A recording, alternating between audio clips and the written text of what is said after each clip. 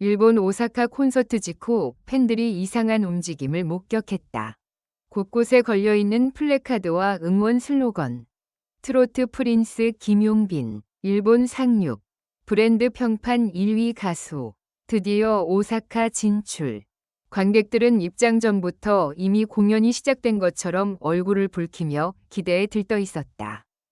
그들 중에는 한국에서 비행기를 타고 건너온 팬들도 있었고, 유튜브와 방송을 통해 뒤늦게 그의 매력을 알게 된 일본 팬들도 있었다. 그리고 그 팬들 사이 어딘가에는 수수한 옷차림 속에 정장을 숨기고 있는 사람들도 섞여 있었다. 그들이 바로 오늘 밤의 이상한 움직임 위 주인공들이었다. 1. 오늘 분위기가 이상해요. 공연 시작 30분 전. 분주한 분장실 안에서 메이크업 아티스트의 손길이 바쁘게 움직이고 있었다. 조명 감독이 이어폰으로 무전 지시를 내리고 스태프들이 인이어를 점검하는 동안 거울 앞에 앉아있던 김용빈은 아무 말 없이 자신의 얼굴을 바라보고 있었다. 용빈아, 오늘 떨려? 매니저가 농담 섞인 목소리로 물었다. 이상하게 한국 콘서트 때랑 다르게 오늘은 느낌이 좀 달라요. 그는 천천히 숨을 들이마셨다가 내쉬었다. 좋은 쪽인 것 같은데 뭔가 터질 것 같은 기분이에요. 그의 말에는 근거 없는 예감이 묻어 있었다. 최근 한국에서 그의 브랜드 인기는 눈에 띄게 치솟고 있었다. 광고 섭외 문의, 방송 섭외, 브랜드 협업 제안서들이 소속사 메일함을 가득 채우고 있었고, 심지어 일본과 동남아 브랜드에서 오는 연락도 부쩍 늘고 있었다. 하지만 그럼에도 불구하고 그는 그 모든 흐름이 자신의 컨트롤 안에 있다고 생각하지 않았다. 그의 가슴 어디 한켠에는 어딘가에서 누군가가 나를 계산하고 있다는 묘한 불안과 기대가 복잡하게 얽혀 있었다. 이 오사카 돔, 감정의 파도가 뒤흔든 밤, 드디어 공연 시작을 알리는 오프닝 영상이 스크린에 떠오르고 관객석이 일제히 어두워졌다. 첫 곡의 전주가 흐르자 관객들 사이에서 여기저기 참지 못한 함성이 터져나왔다.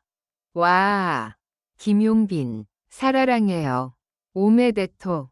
첫 번째 곡을 끝낸 뒤 김용빈은 숨을 고르며 일본어와 한국어를 섞어 인사를 건넸다.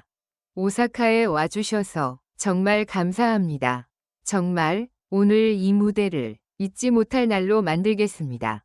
그의 말이 끝나자 일본 팬 한 명은 눈가를 훔치며 옆 사람에게 속삭였다. 영상으로 볼 때보다 실제로 보니까 뭔가 사람을 설득하는 힘이 있어. 그녀의 말에 옆자리의 남자 팬이 고개를 끄덕였다. 그래서일 거야. 요즘 한국 기사 보면 광고주들이 다 그 얘기 하더라. 신뢰감 있는 얼굴이라고. 그러나 관객들이 모르는 사실이 있었다. 바로 그 순간 VIP석 뒷줄과 2층 측면 좌석에는 각기 다른 기업의 브랜드 담당 임원들이 무표정하게 그러나 유심히 그 무대를 지켜보고 있었다는 것. 그들은 함성도, 환호도, 눈물도 없이 단지 노트북과 태블릿 화면에 데이터만 쌓고 있었다. 삼팬들이 처음으로 눈치챈 어색한 그림자. 공연이 중반을 넘어갈 즈음 무대 위의 열기는 절정으로 치달았다. 발라드에서 트로트, 다시 록풍 편곡으로 이어지는 세트리스트는 관객을 쉬게 두지 않았다. 그런데 2층 관객석 한쪽에서 한 일본 팬이 고개를 갸웃거렸다. 저 사람들 아까 로비에서도 본 것 같은데? 그녀가 가리킨 곳에는 비슷한 색 계열의 코트를 입고 서로 다른 방향을 향해 서 있는 3명의 남자가 있었다. 그들은 콘서트에 어울리지 않을 만큼 너무나 행동이 차분했고 손에는 응원봉 대신 태블릿과 작은 카메라를 들고 있었다. 또 다른 구역에서는 모서리 계단 옆에서 누군가가 계속해서 관객석을 촬영하고 있었다. 단순히 무대를 찍는 것이 아니라 관객들의 얼굴, 표정, 반응 타이밍을 세밀하게 기록하고 있었다. 혹시 불법 촬영 아니야? 한 팬이 긴장한 목소리로 말하자 옆에 있던 한국 팬이 눈을 가늘게 뜨며 말했다. 불법 촬영이라기보다는 약간 조사하는 느낌인데 그때 멀리서 누군가가 작은 목소리로 중얼거렸다.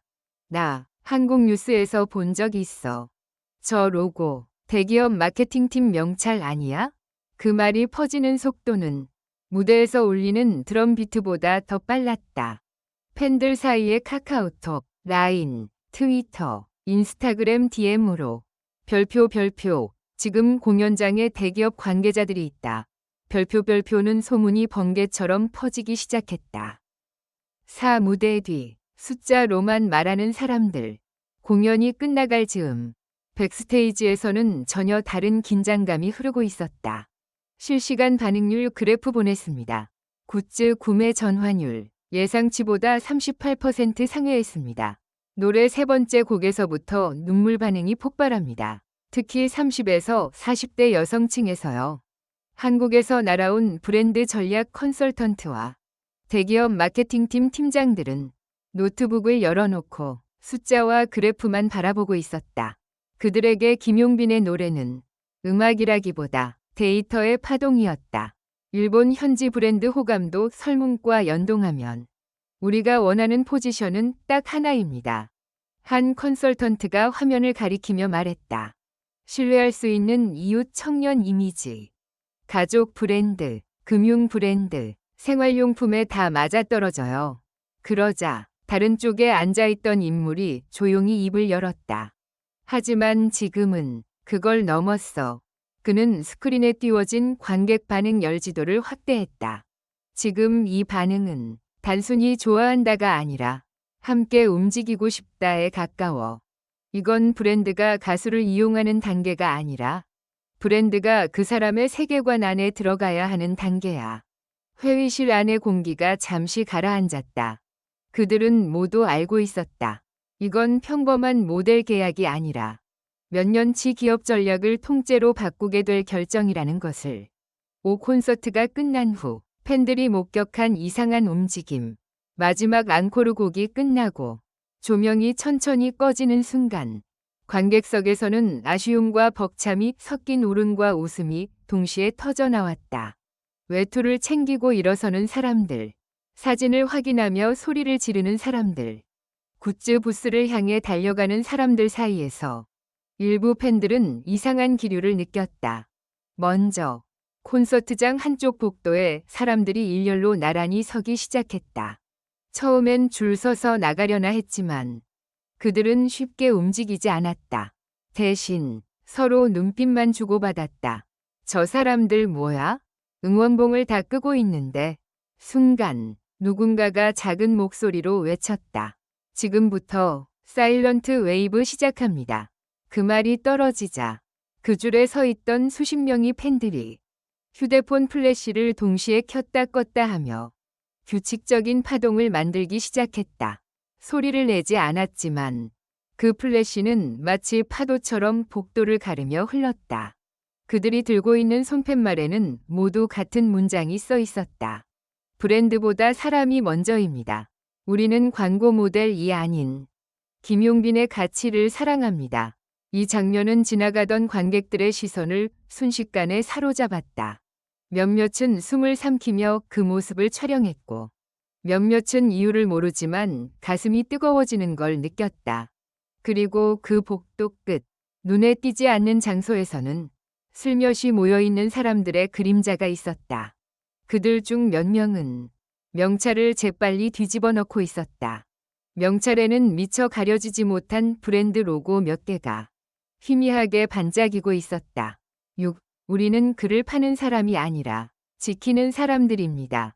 그 이상한 움직임 위 중심에는 한 일본 팬클럽 회장이 있었다. 그녀는 눈길이 마주친 대기업 관계자에게 다가가 조용히 그러나 또렷하게 말했다. 실례합니다. 혹시 한국에서 오신 분들이 맞으시죠? 남자는 잠시 놀란 듯 했지만 곧 미소를 지으며 대답했다. 네, 업무차 들렀습니다. 그녀는 손에 쥐고 있던 작은 전단지를 내밀었다. 그 전단지에는 이렇게 적혀 있었다. 우리는 김용빈을 상품으로 소비하는 것이 아니라 그의 음악과 사람이 전하는 가치를 함께 지키고 싶습니다. 만약 그를 모델로 쓰실 거라면 팬들이 자랑스럽게 말할 수 있는 브랜드여야 합니다. 남자는 그 문장을 천천히 읽었다. 옆에서 이를 지켜보던 또 다른 일본 팬이 덧붙였다.